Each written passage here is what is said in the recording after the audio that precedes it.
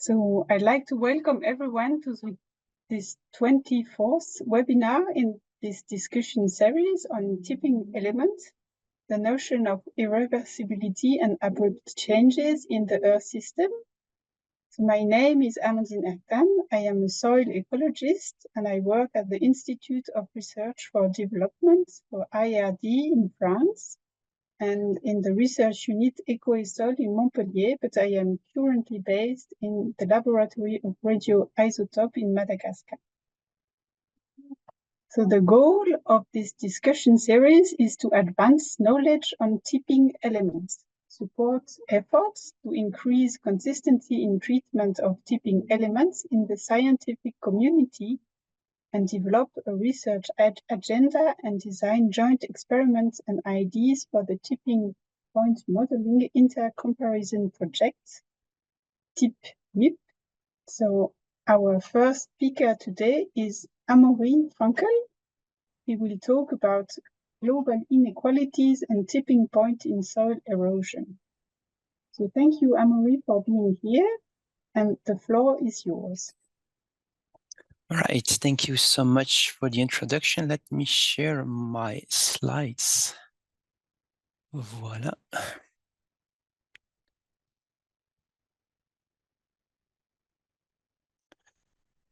All right. Good, so this should be it. You should be able to see my slides online. So hello everyone, like Amandine said, my name is Amaury Frankl.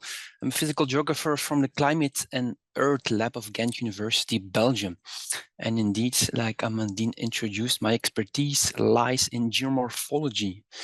And in my academic mission, I advocate for soil sustainability, which starts by preventing erosion, I would say, especially in areas which are most exposed to it.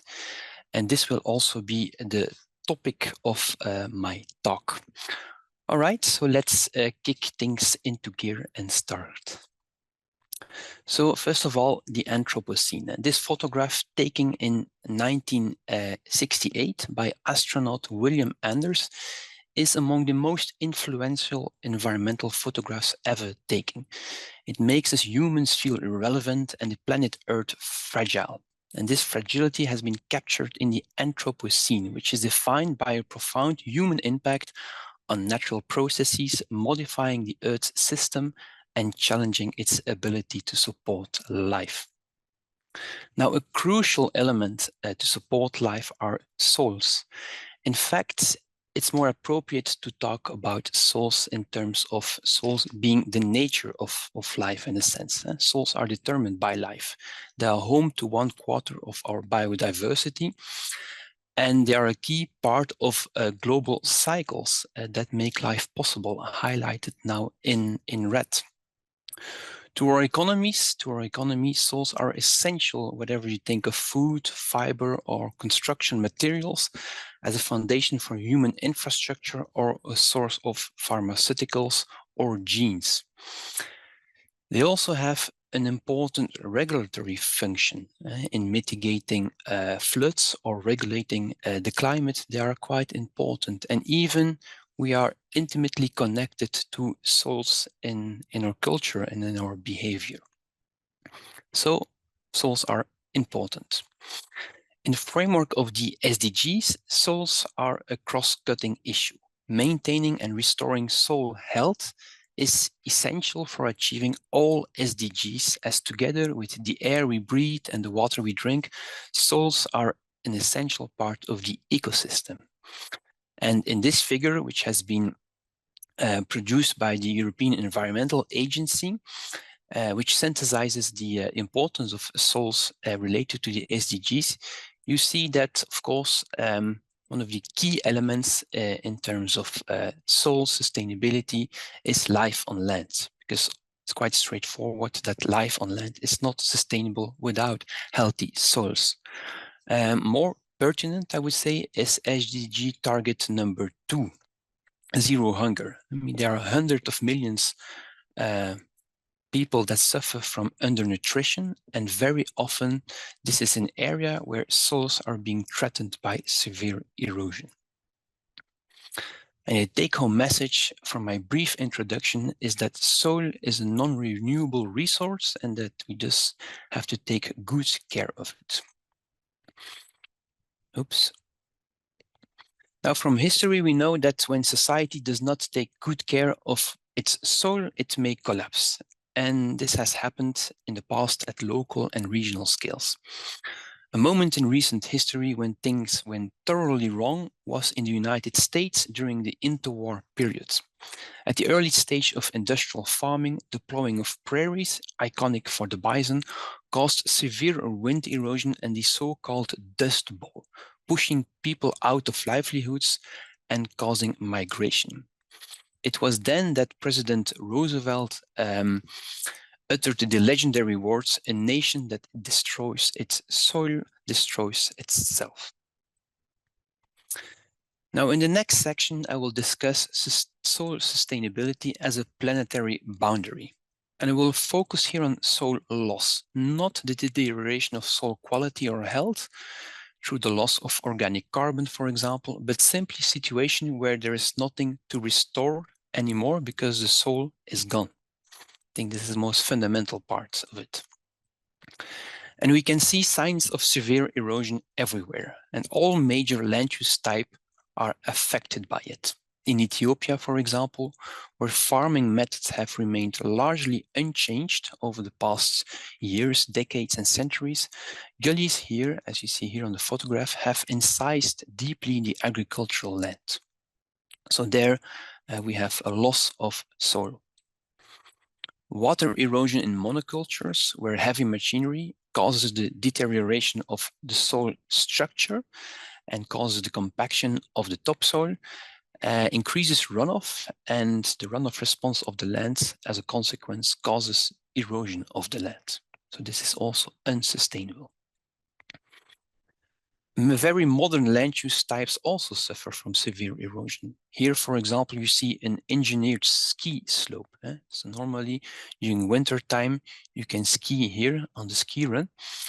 And you can see in the surrounding landscape through surface drainage that the surface is heavily affected by erosion. So this is something that I often tell in my lectures, is that be careful when there are engineered solutions to problems. They're not always that successful. From these examples, I just gave a few. I think it's important to know that soil erosion typically occurs in hotspot locations, and that in fact we have to talk about acceleration rates, meaning how severe is soil erosion due to human activities as compared to natural rates. Now, before I will really answer this question, let me put a global figure on soil erosion rates. And a recent figure of Borelli et al. 2020 calculates global soil erosion rates at 43 petagram per year. And this is already a large underestimation because it's only considered a certain type of soil erosion. But to put this into context, it's about 700 million lorries of 60 ton each, which are lost every year due to erosion.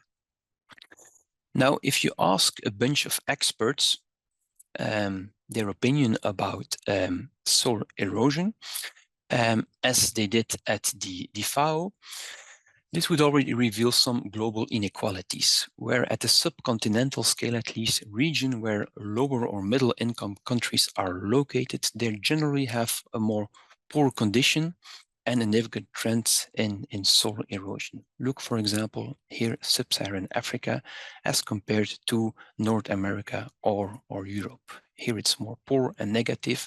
Here it's more fair and positive. So this is already showing some inequalities at the global scale.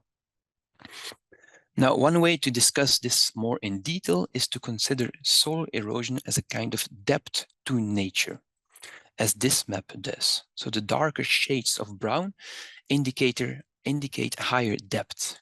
And you can clearly see that this depth is concentrated again in the tropical regions or the subtropics and areas which we call the global south. Now, we don't want to go too far into the economization of nature, but depth here is expressed as the difference between the current rates of soil erosion and the erosion rate which would occur if there were no people living on the planet. And this is a very scientific concept. It's a bit absurd if you think of policy, but at least it captures the states of soil erosion rates. I mean, from the past to the present, and how severe it is in multiple regions. Now, while in the previous slide we looked at the past, this looks into the future. The map predicts the future soil erosion rates as an increase in red or a decrease in green as compared to the current rates. And from these maps, you can infer that while having high erosion rates in the present, many areas in the tropics and the subtropics, called the Global South again, will experience a tremendous increase in soil erosion rates soon, flirting with concepts such as planetary boundaries. The number of people living and depending on degraded soils is in the hundreds of millions and is increasing year by year. So this is, I would say, quite critical. And you can see from the two maps that very contrasting scenarios have been used. In RCP 2.6, which is unlikely to be achieved, while RCP 8.5 is a bit more into the extreme, and we're probably not going to hit that hard. Now, important takeaway here is that we are facing a more vigorous hydroclimatic regime, and this severely challenges soil sustainability. And while soil is a natural capital with intrinsic value, its degradation comes at a high cost to society. Here it is expressed as a decrease in food production and its related monetary costs. And again, you can see that you have some global inequalities. The costs are higher in tropical, subtropical regions. And the total cost to the global GDP is estimated at $8 billion per year. So losing our soils is expensive. And in some areas where ecosystems are already particularly vulnerable, such as the Sahel, deforestation and soil erosion can ultimately lead to desertification in the so-called drylands. And these desertified areas are wastelands and do not support productive systems any longer. The problem is that drylands are expanding rapidly. We already see it today. If you read the news while looking at this map, you will understand that journalists report about the drought, stress, and the loss of livelihoods. When they do that, it often corresponds to areas mapped in orange or in red on this map, which are places which face severe desertification. In Europe, for example, we often get reports from the south of France or from Spain, where drought stress is increasing, or for example, in Africa, in the Sahel region, for example, here in Senegal. And to me, we are then at the heart of the tipping point debate, a regime shift caused by desertification. And I'm going to use a quote from Kofi Annan, the former Secretary General of the United Nations. Desertification contributes to food insecurity, famine, and poverty, and can give rise to social, economic, and political tensions that can cause conflicts, further poverty, and land degradation. And desertification is currently one of the most pressing issues in the domain of erosion and land degradation in general. It affects over 200 million people globally, nearly all whom live in the global south. And this photograph, in the end, captures it and captures the consequence of desertifications and the societal impact. It causes migration, and it drives also, I mean, fluxes of environmental refugees. And while soil erosion is something which occurs locally, I would say, even at the global scale, the consequences operate across spatial scale, because degraded soils lose their ability to absorb and store water, for example, and they make the land therefore more susceptible to flooding. And given that our climate becomes more vigorous, we need healthy soils now to prevent the worst effect of climate change and to cope with the effects of severe weather conditions. Right, this was, I would say, the negative part, so the negative tipping points, but let's also look into some positive tipping point. And Nikolaos, in the next presentation, I'm sure will dive deeper into this. First, I want to stress conservation. I mean, conserve the soil, and the soil depths that's important for the integrity of the soil. And since we touched upon the global south, I think it's important to point to the fact that many of our production systems nowadays, they push forest to be lost. These are deforestation rates, but they are recent deforestation rates. So you see here the expansion of cropland at the cost of forests here in Africa, in the tropical and subtropical regions. And to fix this, one way forward is to close the yield gap. And essentially, this calls for intensification, but the challenge is, of course, to make this intensification eco-friendly, because the yields in subtropical Africa, are very, very low in many places. Second is to restore degraded land, which can essentially mean to avoid farming in the most vulnerable places, like on steep slopes. And as a geographer, I can say that essentially this boils down to understanding the spatial temporal patterns and processes.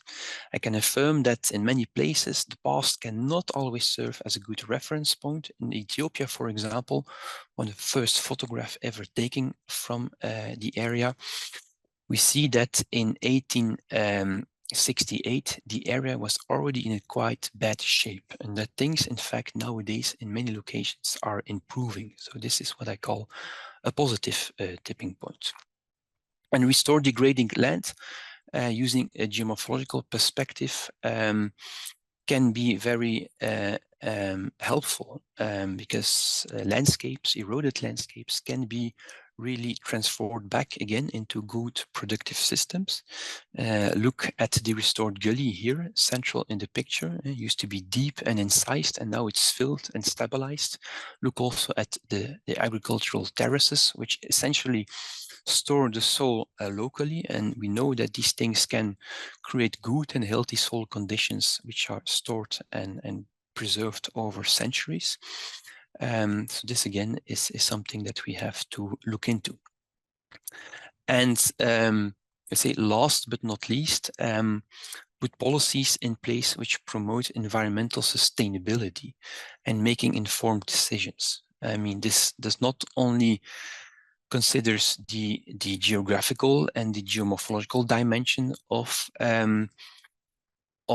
restoration and soil sustainability, such as the geomorphological dimension, the biophysical environment, or the climate, but also, I mean, taking global and local perspectives into account, looking into livelihoods, poverty, the economy, the culture, and so on. You need multi-perspectivism to address issues such as soil erosion. And with that, I would like to end my talk and thank you for listening. It's always a bit difficult, such a webinar, because it's online and you don't really see and connect to your audiences, but I thank you so much for listening, and I will be welcome to answer any questions. So back to you, Amandine. Thank you so much.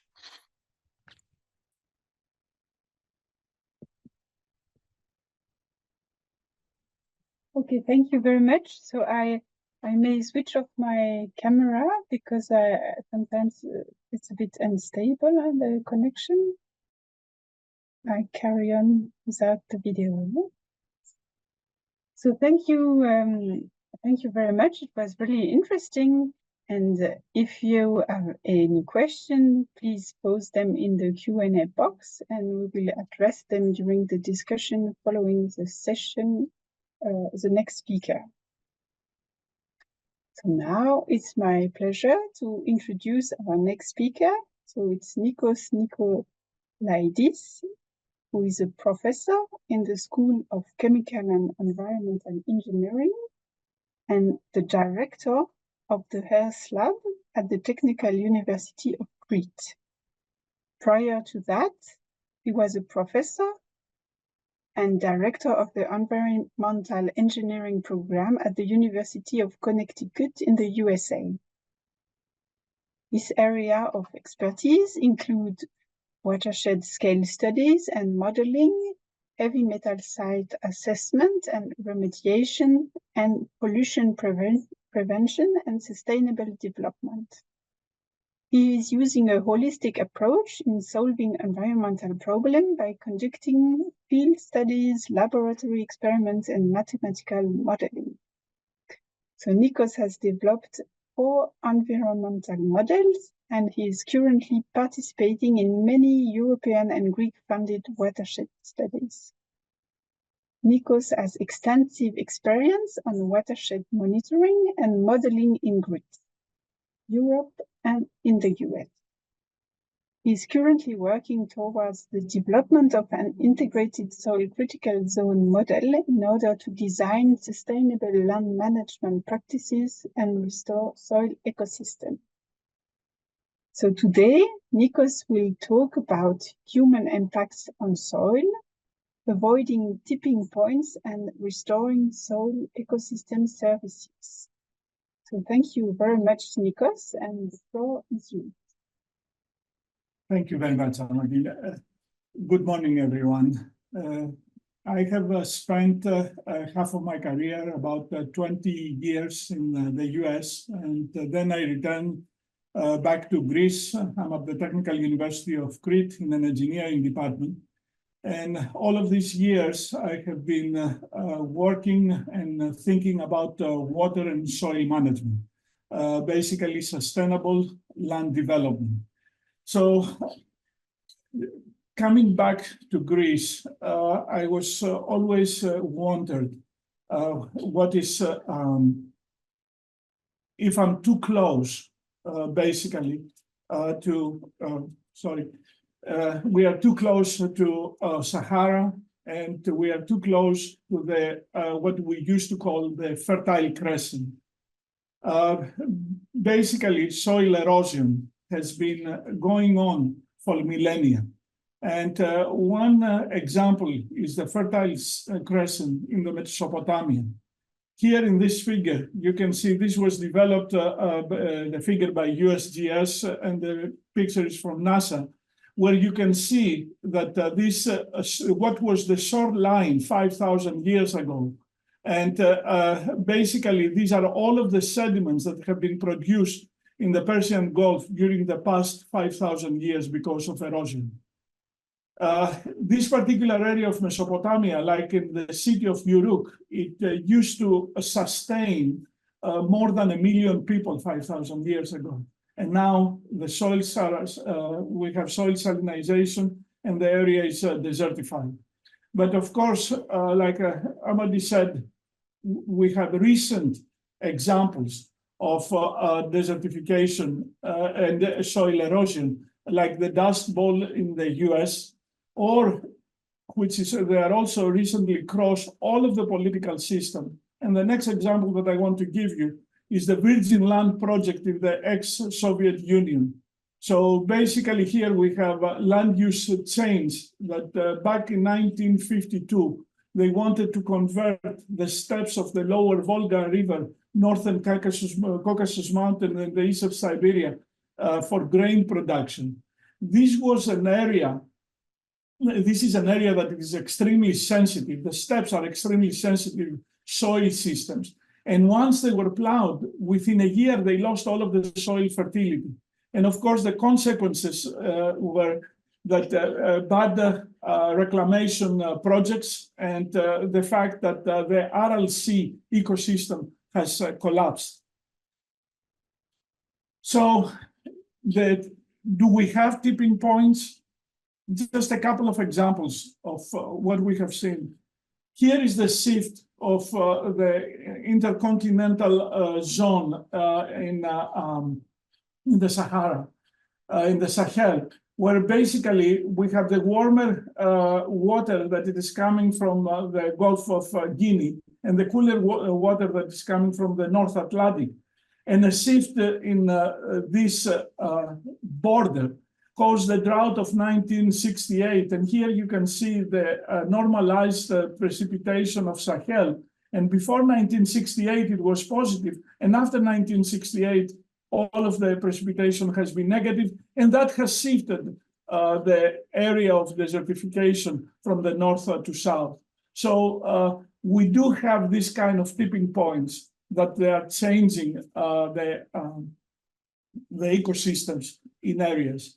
Another example that we don't know why this is happening has been in Saket Park in Israel, where you can see the pictures that in 1999 you had a shrubland, and then the system has collapsed. And then in 2015, you can see from shrubs you have turned into grassland, which is not as strong quality of an ecosystem.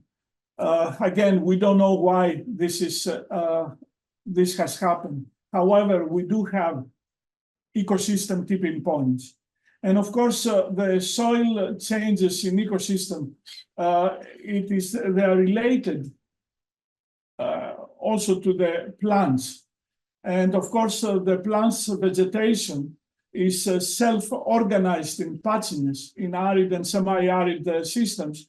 And of course, the vegetation always has positive interactions. The plants are helping one another, with the exception that when we are stressing them, what is happening is that, for instance, grazing, increasing grazing pressures decrease these local positive interactions, and the plants are working only for themselves and not working together. So ecologists have seen that as that the patch size distribution could be a warning signal for the onset of desertification and of a tipping point. So all of this is related to the way that we are using the land and how we are managing it.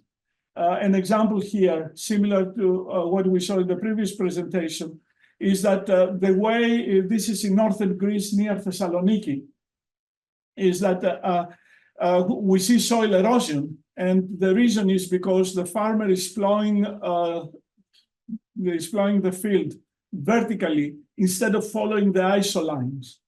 And of course, every 50 meters here, you have a gully with a very significant soil erosion. And that means soil fertility decline, loss of carbon and nutrients, and of course, we have biodiversity loss. Part of the problem for that is that we have oversized machinery, and the tractors that these farmers are having are quite oversized for this land. And instead of being able to plow following the isolines, because they are too large, and if they do that, they might tumble down the slope. They are doing it going up the hill. So, I mean, again, here is an example of bad land management practices. In general, from the data, we can see that from the time that you're converting from forest and grassland, a natural system, to cropland, when you're plowing the land, within 5 to 10 years, you have lost your carbon and nitrogen, and that means you have lost your soil fertility. So here we can see this generalized plot that basically what it says, this plot says, is that these are the local benefits from agricultural production as you are you're intensifying your agricultural production. And here is the global benefits from carbon storage. So as we start converting, we start from a high carbon storage, we start converting from natural systems, and we're cultivating them. We are shifting to cultivation. We are going to decrease the soil organic carbon. If we continue decreasing your soil organic carbon, we are going to get into a point where the system is going to collapse.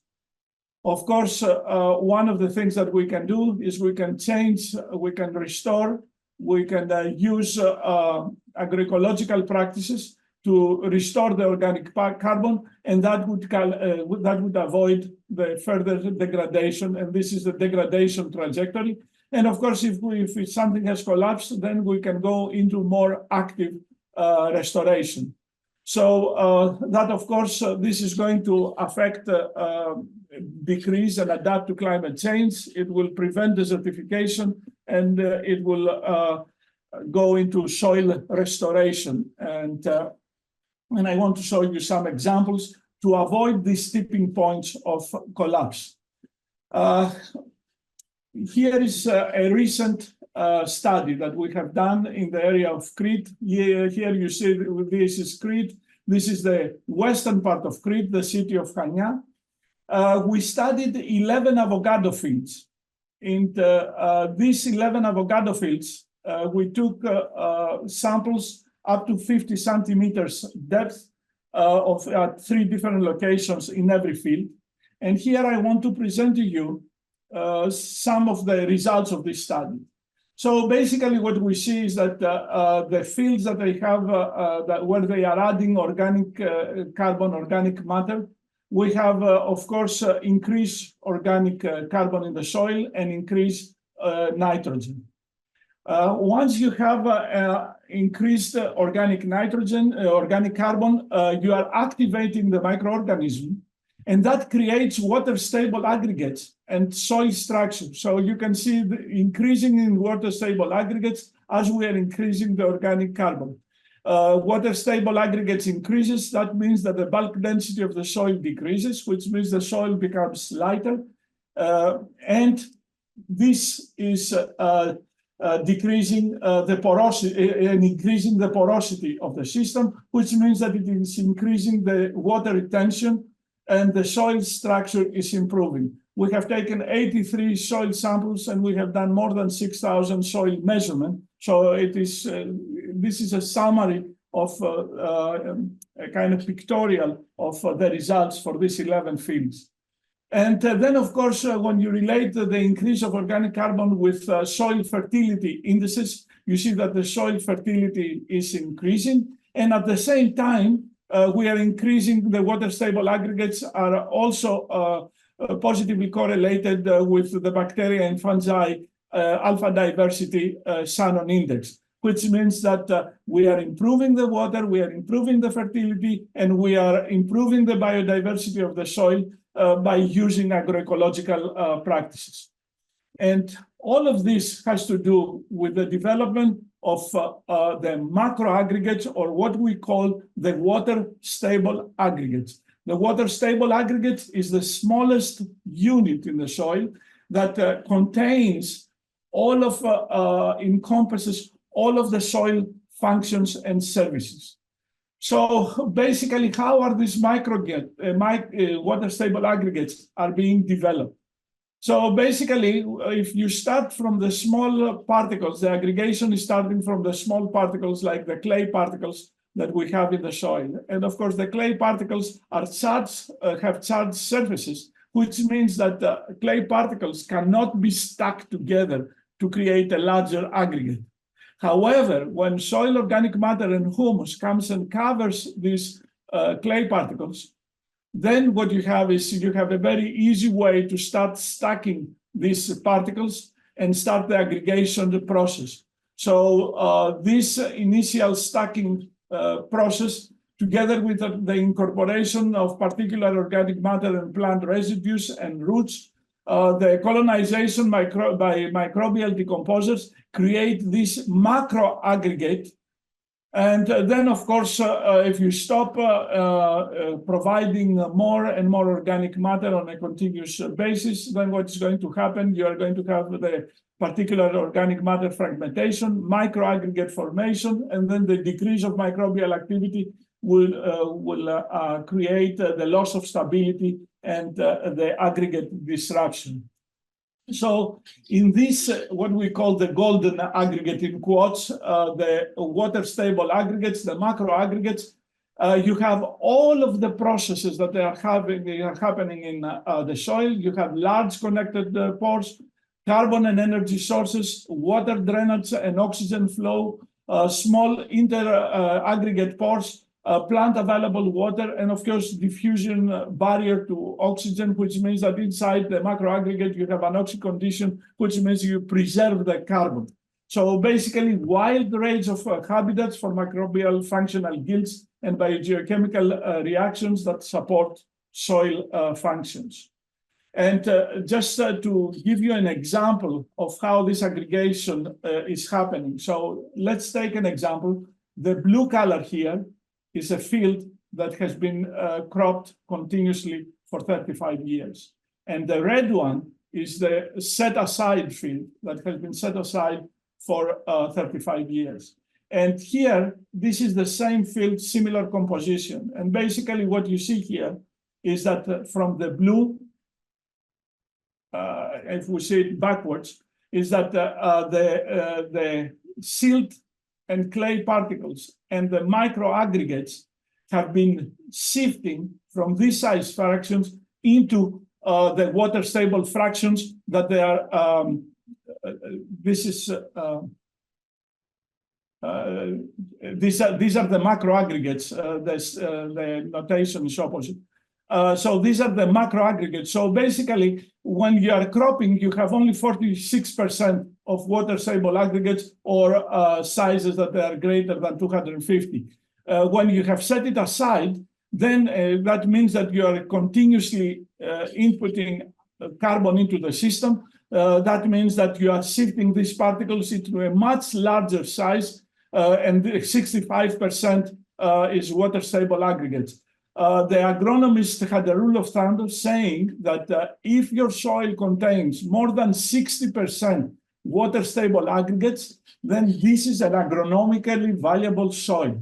And the other thing that you see is that the structure is changing. So from the blue, that the cropland, that the mean diameter is 0.53 millimeters, it is increasing to 0.71 millimeters, which makes it, you have a much larger particles into the soil. Now, this aggregation process is keeping the carbon again and the nitrogen, and you can see the accumulation of carbon in the cropland, in the water-stable aggregates, and then you can see it in the set-aside, how much it has accumulated from 16.7 to 37.4 grams per kilogram of carbon has been accumulated into this soil, and they have been stable, and they can be there for many years. The turnaround time is extremely large if you continue having a positive input of carbon into the soil. Of course, people are going to say, well, water-stable aggregates, and that has been traditionally the thinking that water-stable aggregates, this aggregation process, it takes very long time to happen. The answer is no. It happens in weeks. And here is an experiment that we have been doing. These are 4 years of tomato planting in a field. So what you see is that the water-stable aggregates, they are increasing with time within the period of tomato growing, which is about 100, 150 days.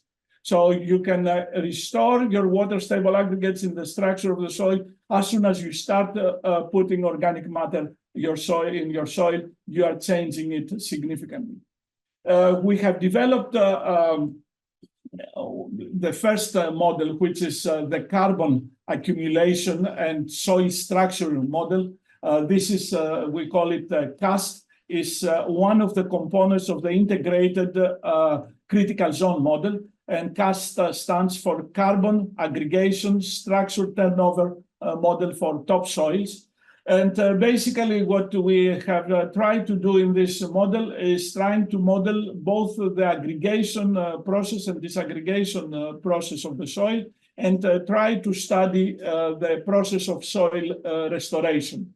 I'm not going to go into the details of how this model is working. What I want to tell you is that we can predict through this model, and we can compare that with soil fractionation data, how the different size fraction of the soils are changing, the structure of the soil is changing, We can predict porosity, changes in porosity, particle size distribution, and bulk density. And at the same time, we can predict where the carbon is accumulated and what kind of fraction, if you see all of these different fractions there as part of the silt clay particles, microaggregates, and macroaggregate particles. So we have used this model in a lot of different cases, and I'm going to compare that with fractionation data. So here is, for instance, an example of terraces in a place here in Crete that were developed 10 years ago, 8 years, and so forth. And here what we have is they have been adding manure and compost in the first one every year, in the second every year, every 2 years, and in the third every 3 years. So we have collected this data, we have been able to simulate it, and you can see a very, this is the water stable aggregates and the fractions of the water stable aggregates. And here is the next set of plots is the soil organic carbon in the different soil fractions. Of course, we have a lot more data to show with the complete soil fractionation. But the story is that within 10 years, you can increase dramatically your soil organic carbon in the soil if you have good practices. And of course, we didn't do that only for Crete. We want to try to test some more extreme situation of soil formation and soil genesis. An example, for instance, here is in the Dama Glacier in Switzerland, where the glacier has been retreating in the past 150 years. And in fact, one of the things that this glacier did was that he was retreating for about 90 years. And then a cold weather came for many years. And then he started advancing, and then he started retreating. And you can see this in the data that we have for the total organic carbon chronosequence, the silt clay carbon chronosequence, and also the biocarbon chronosequence that we have, and we have been able to predict that. Here, for instance, in this, if you start taking samples from the end of where it used to be the glacier, all the way to where the glacier is, the soils have been formed in different years, which means you can model it and have the chronosequence in this one plot. So here we can see the changes of organic carbon within the past 170 years through natural processes. And this is an area where this bedrock has not seen photosynthesis for millennia because of the glacier.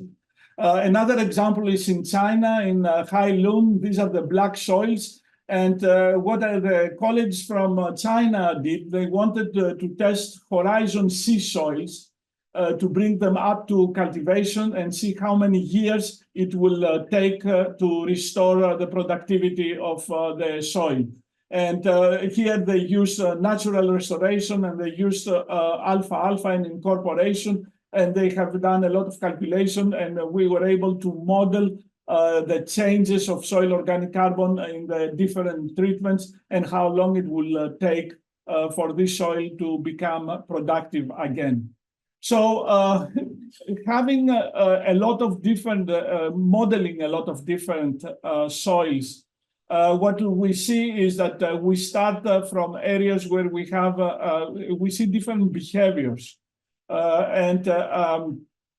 So we can model the whole cycle. This is the soil formation from Dama Glacier. Here is the Slavov Forest. This is in Austria, in the United States, and then in Greece. So we go from, and then in China, so we go from areas where we have the generation of new soil, like in Dama Glacier, and areas that they are more sustainable practices, and then areas that they are more degraded soil. Of course, the soil restoration, where you have the case that I showed you from Crete, this was a very different case because we had a very active carbon addition. So we can model and the whole soil formation, degradation, restoration cycle for the soils.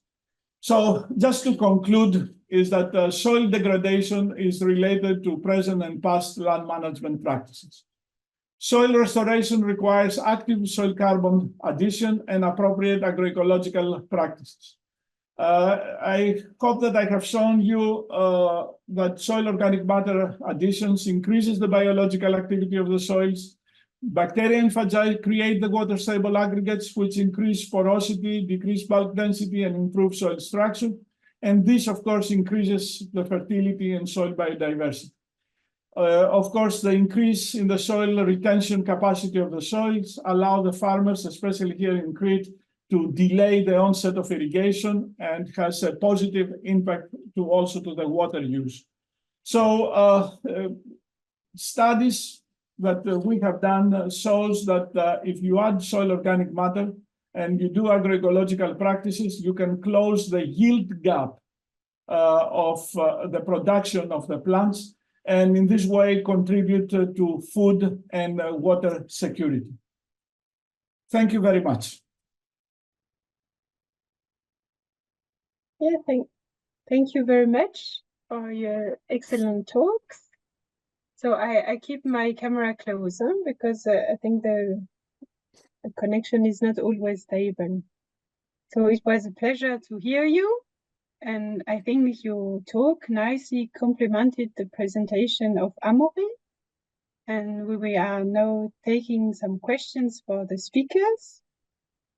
So there is already some few questions, and to kick off the discussion session, while we wait for more questions popping up, I would like to ask a first question to both speakers.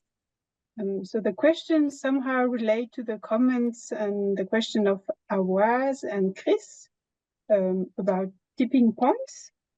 So today, so tipping points, and at least as far as I understand, means that there are some changes and at some point it accelerates. So there is a change in the curve that makes that indicates somehow that there is some level of soil degradation that could be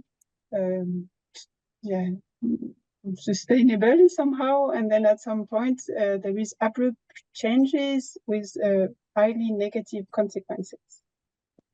And I saw that Amaury was really on negative effect of erosion, and Nikos slightly pointed also some benefits of erosion on soil fertility, because the land that goes from the slopes to the lowland may also be fertile lands.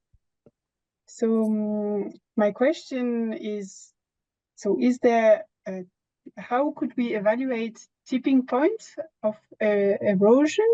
So is there a level of erosion that is sustainable? I was also pointed, what is a erosion level negative or fair?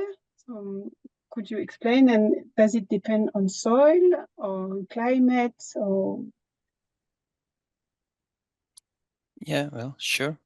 Maybe we can do it together, Nikolaos. Let me just first start with essentially soil erosion rates. I fully agree. I mean, soil erosion is a natural process, and the most valuable places on Earth have been shaped by the transfer of sediment from uplands to lowlands. Think of the Nile Delta, for example, which is basically stocking soil which was eroded in the highlands of East Africa, Ethiopia.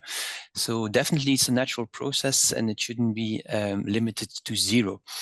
So what is then sustainable? Well, in terms of natural, because soil is naturally forming, right? But these rates are very low. I think it depends from place to place. It's going to be higher in warmer and wet climates, such as in the tropics, much slower in more temperate or cold climates, of course, because temperatures, low temperatures reduce biochemical cycles, the speed of it. But these rates are in the order of magnitude of, I would say, the maximum around 2 tons per hectares per year. In policies, what we often see as acceptable, that's more in the magnitude of 5 to 10 tons per hectares per year. So you see there's already kind of a mismatch there. Well, essentially, I think we have to try to reduce as much as possible the rates and focus first on the hotspot locations, areas where the things are very fast, because in some areas you could even go, I spoke about 2 soil formation rates to 5 to 10, what policymakers define as acceptable. But in some areas, like where we work in Ethiopia, you can have 50 to 100 tons per hectares per year. So that's dramatically high. So this is to be avoided. And then the tipping point across scales, which I refer to, in many areas, such where I live in Flanders, soil erosion rate is not an extremely pertinent issue, although that connectivity across landscapes causes pollution, causes muddy flows, and so on. So it also has a cost to society, an environmental cost across scale. So this should also be taken into account.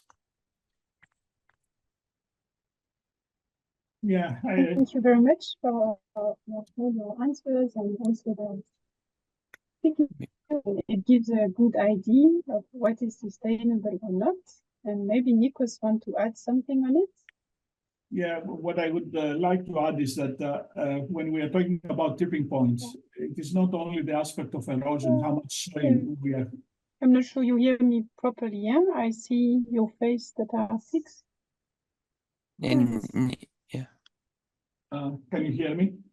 Yeah. So Nikos, would you like to add something also about how to define tipping point in terms of sustainable level of erosion or soil degradation? Yes, I would like to add. What I wanted to say is that when we are talking about soil degradation, it's not only how much soil we are losing because of soil erosion. We are talking about soil degradation also from the perspective that the land is not producing biomass.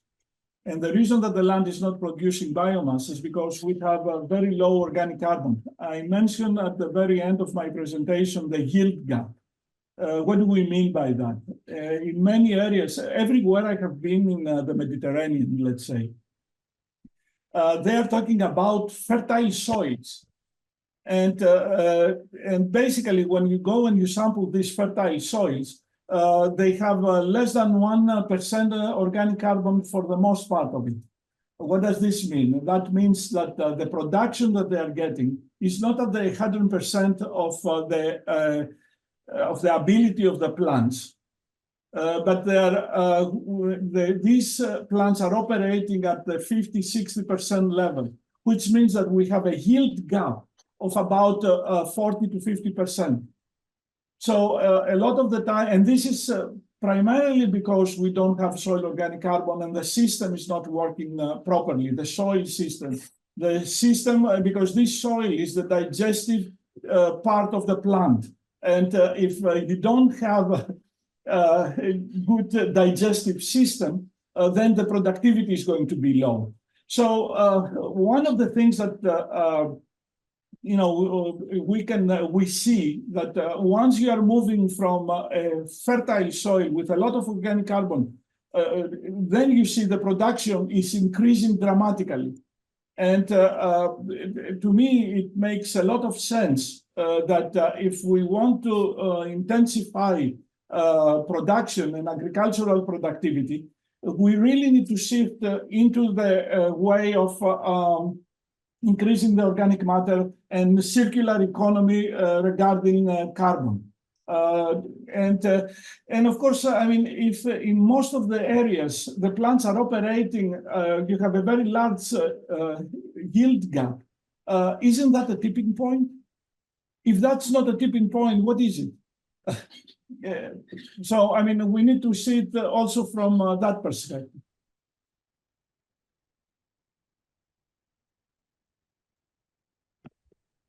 Okay, thank you very much for your answers. So I think it adds also some insights about agriculture and how could we so somehow use practices to restore the land and produce at the same time. And it's something that was also present in the talk from Amaury, that pointed that conservation obviously has a positive impact on erosion, but then there is also a need to produce food, so to have some croplands, and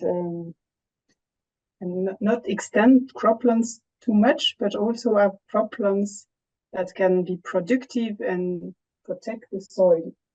So you mentioned, Nikos, that there are some practices that can also increase biodiversity and have positive feedback with biological and microbial diversity. And I was very pleased to hear, because I am a soil ecologist, as you know, and so I work also on this topic. And my question for you is, so sometimes, so it's more a comment. So I read in some articles that biological activity can have effect on soil structure, as you said, but also on nutrient recycling or pest regulation. And it's a powerful tool, but we are still a bit limited to know how to use it in fields. And it can depend on some soil. And for example, does the biological activity is sufficient to replace fertilizer input or pesticides input or tillage that create macropores? And I think we need some more studies to have better ideas of how to do, because we agree on the general ideas, but then how to do remains not so easy. So I let you react. It's more a comment also, but maybe you have also some inputs on practices. And one key point, I guess, is the addition of organic matter. And this is one of the comments I saw here. So from Adan Binyesh. So it's a question to Amaury, but I think it applies to you too. So how to restore drylands where there is low biomass production, low soil cover, and low rainfall? So it's the question of where do we take the organic matter from in the landscape if there is very little? Yeah, I think we can answer again, Nikolaos, in a duo. The drylands that I work in are in the northern part of Ethiopia, and they have the reputation, for those that were around in the 1980s, of being very degraded environments, and where boundaries were pushed into massive famine. And so many people died back then due to desertification processes ongoing. And indeed, like you mentioned, Nikolaos, basically a tipping point in the agricultural system as well related to that. And nowadays, we see positive tipping points from that region, in the sense that well, just a few years ago, the northern part, which is called Tigray, has received the Future Policy Award for the best land restoration policies. And then what we see there, also like I showed on my slides, is massive community-based restoration programs, often linked to food for work programs, where people try to restore landscapes, build agricultural terraces and so on, to at least when there is still erosion. There's always a bit of erosion, and definitely some practices like no-till can drastically reduce erosion rates, or intercropping, for example. But when there is still some erosion, we can still use the geomorphological perspective to keep the soils stored, I would say, locally within the catchments, within the landscapes, and so to also look at it from a flux perspective, from a connectivity perspective. So there are definitely possibilities. I mean, in the Sahel, we see the Green Wall and the Great Green Wall Initiative, which is for sure a bit controversial, but nevertheless, I mean, trying to, restore vegetation in these very fragile environments is definitely something to push for. So yeah, I briefly answered your question, I hope, and then to Nikolaos.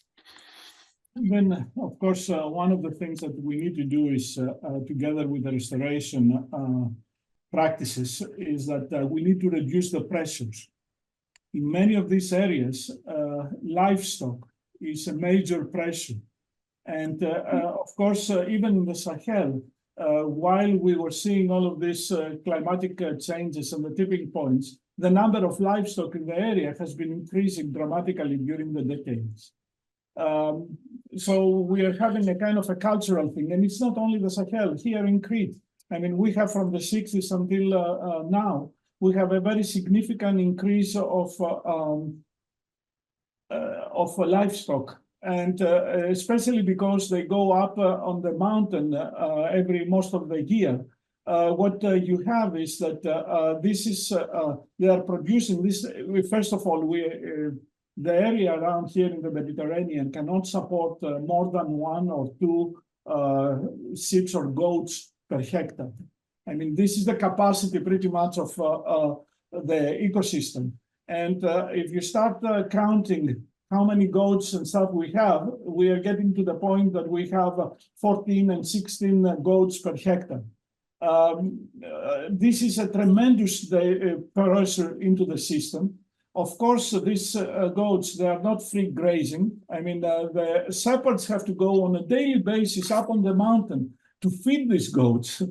Of course, what this means is that not only we are losing we are spreading around the soil organic matter up on the mountain. And here in Crete, if you see the soil organic carbon map, we have 5 or 6% organic matter in an elevation of 2,000 and less than 1% in the fertile areas of the valleys.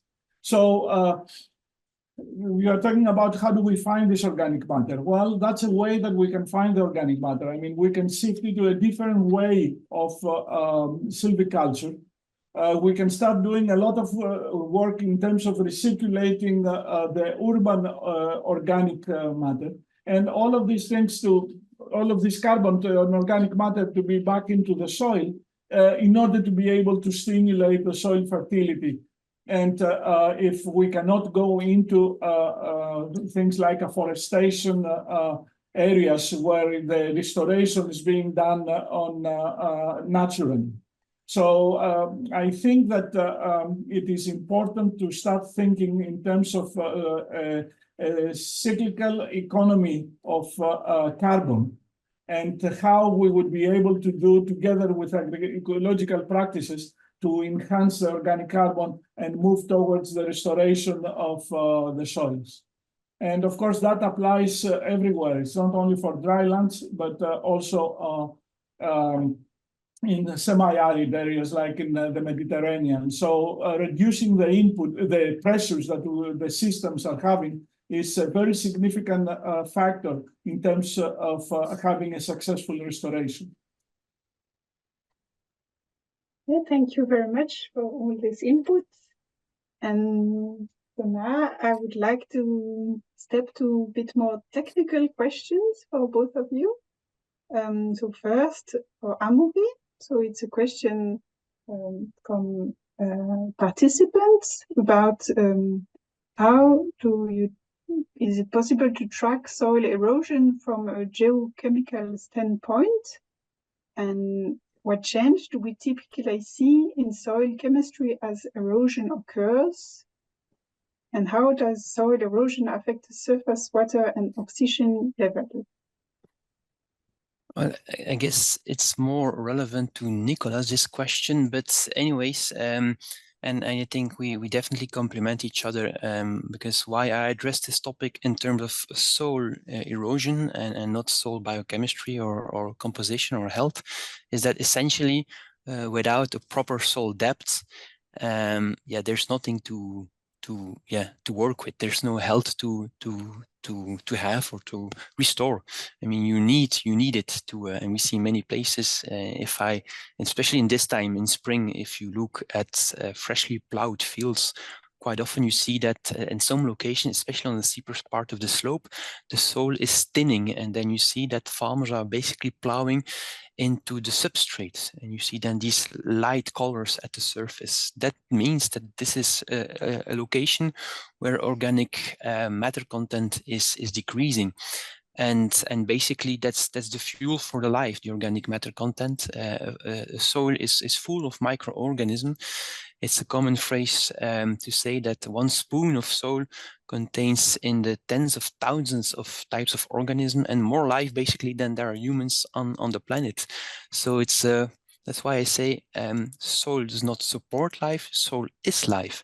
And it's definitely a biochemical engine that we need to keep healthy. For example, in dry periods, you may have also water repellency. So the soil is becoming too dry because, for example, the organic matter content is quite low, and it really loses its capacity to absorb water, and it creates very high runoff responses of the land, which in the end has effects across scales and along the river network and causes flooding downstream. So these things are connected. Thank you very much. First, would you like to add something on it, or jump to the next question? We can go to the next question. That was good. Okay. So again, a bit more technical question. I will mix 2 questions from the audience, and one is about the methodology used for aggregate stability in the CAST model.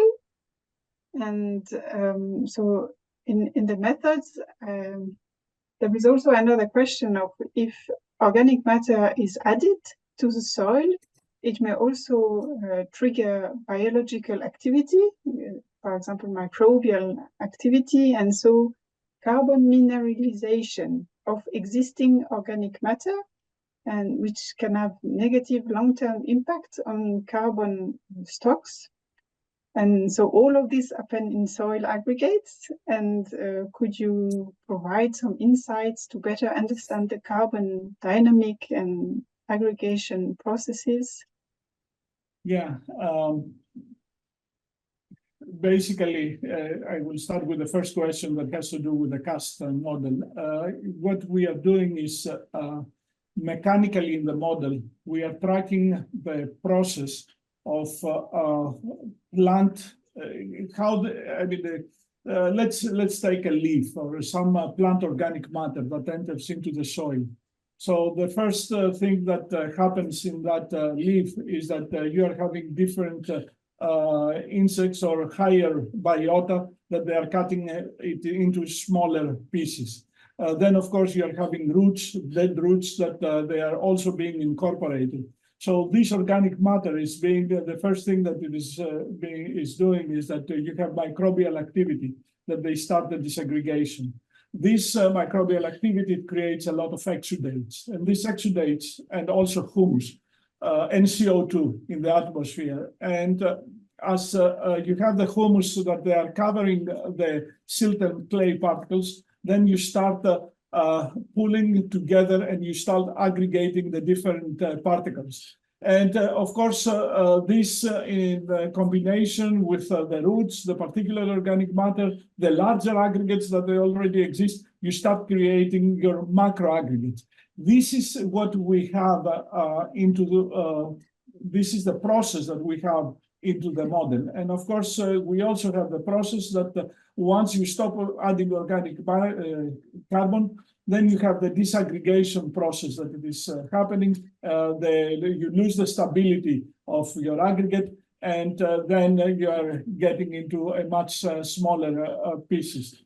The idea here is that if you have a chronosequence of soil formation data, and you have information on fractionation, which means that you have analyzed and you have measured, what are the different sizes, how many silt clay particles are in the large aggregate and so forth, you would be able to model this process because you have a lot of data to constrain your model.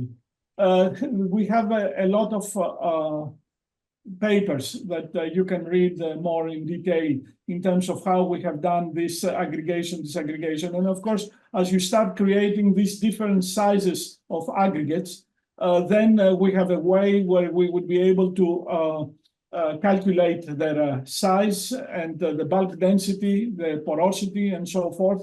And then, of course, this is something that you are measuring also porosity and bulk density, and you compare to see if your simulation is correct.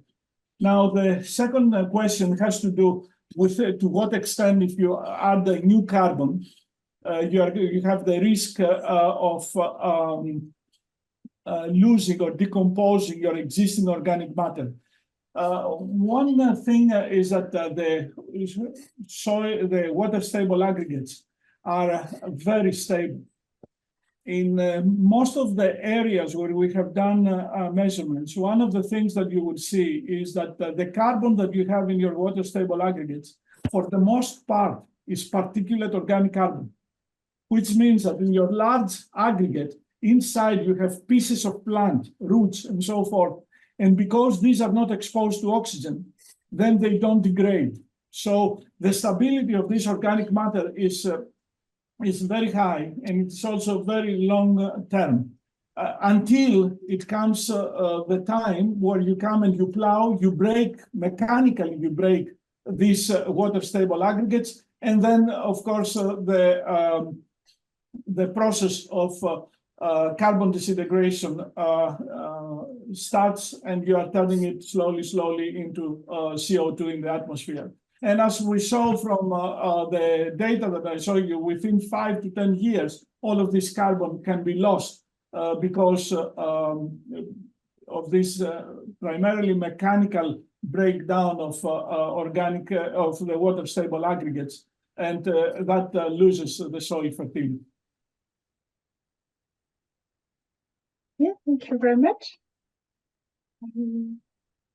So if so we have a bit more than 10 minutes remaining. So I may ask a quick question to Amaury again about technical details. So how do you track erosion? So when erosion is soil, so that is detached and transported from upland to lowland, and together with soil, I guess there is also some organisms, especially microbes. And is there a way to track this transfer of biological microbes from upland to lowland, and especially related to maybe some pathogens sometimes? Do you know any studies about it? Yes, I do. Well, essentially it depends on the scale of your investigation, whether you're looking at individual plots and you want to tackle erosion rates there. You may use close range remote sensing methods such as use of drones, etc., to quantify rates. You may establish erosion plots.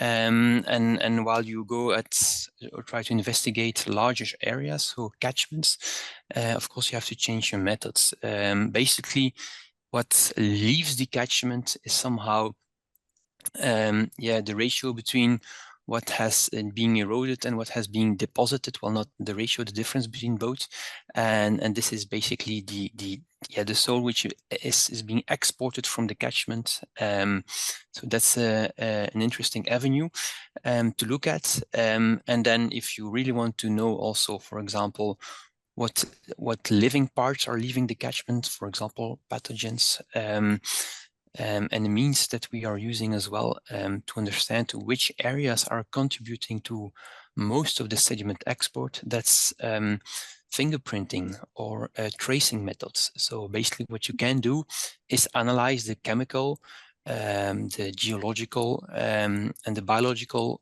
components of the sediment. So the particles, basically the soil particles that are mobilized and transferred to the rivers. And what we can do, for example, is to look into the DNA signatures of sediment particles, which reveal the plants under which these soil have been eroded from, or could also reveal pathogens and so on present in the area.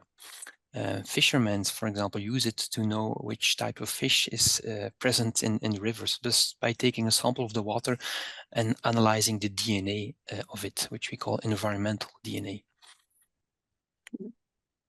Yeah, it's really interesting. Thank you. And so we have a, I would say maybe a last but rather challenging question for the audience. It's really broad.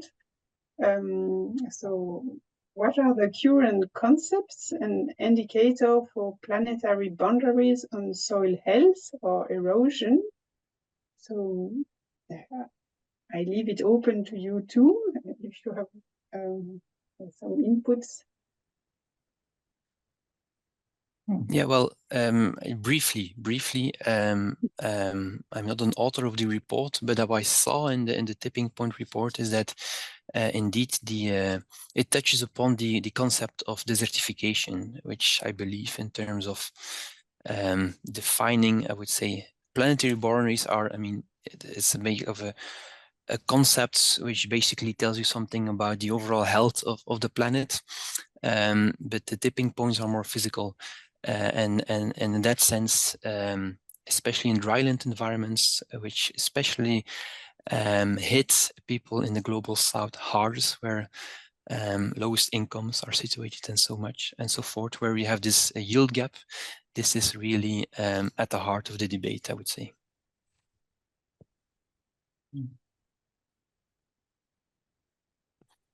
Okay, Nikos, you want to add something? Or? No, I think that was a good answer, but Amaury can. Okay. I see, we still have some bits of time, so I see one question coming and is about chromatography. And does chromatography has a role to play in mapping soil quality and health?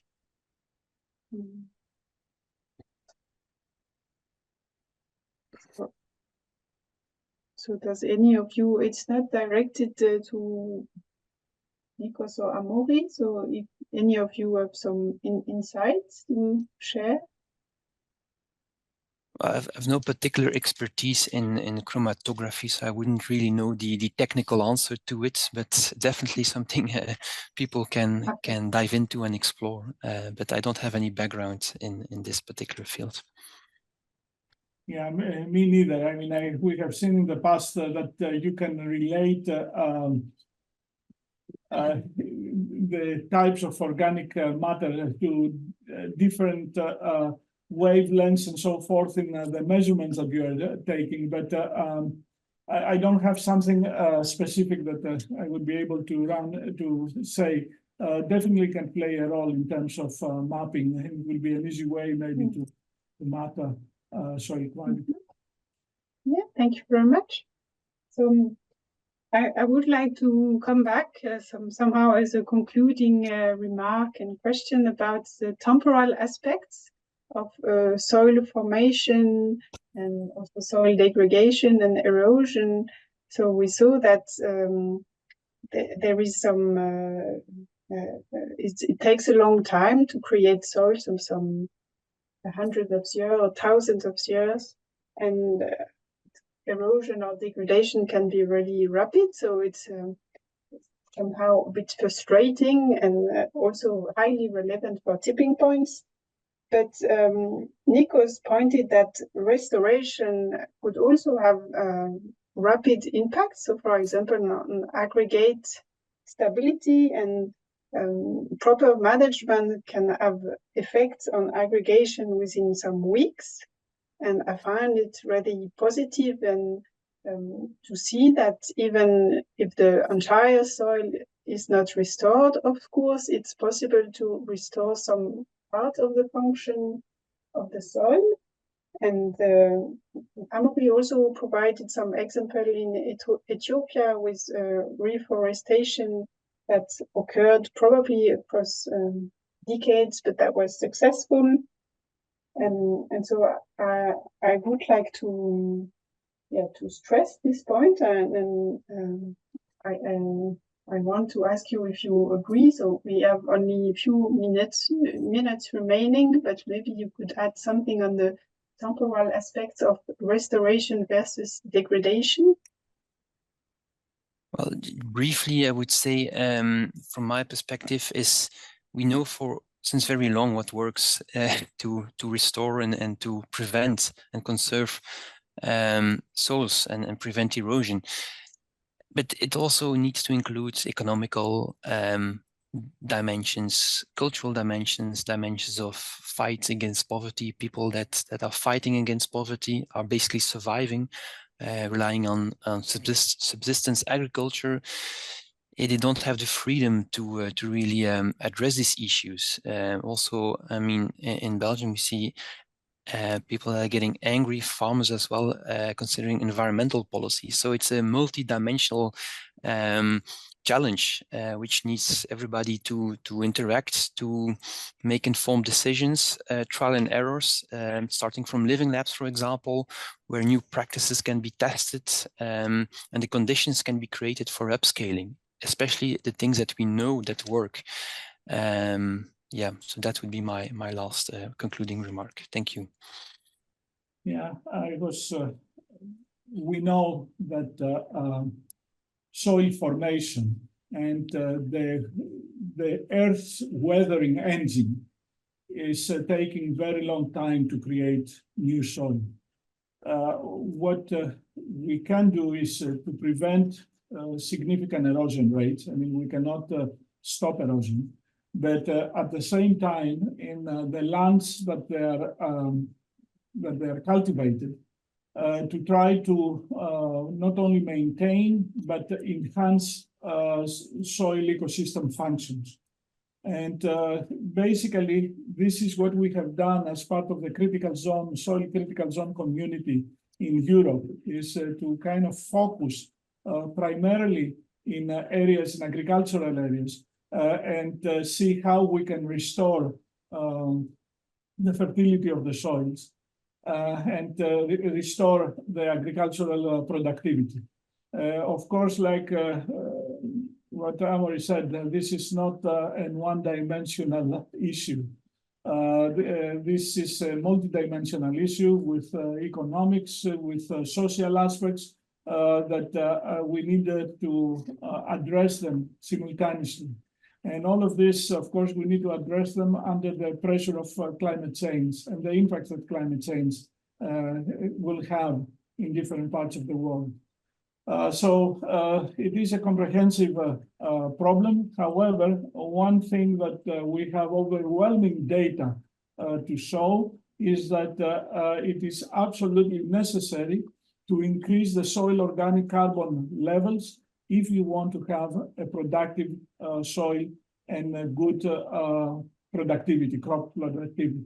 So this is the message that we need to leave to the audience and to everybody, that we can achieve that with appropriate agroecological practices and active carbon addition.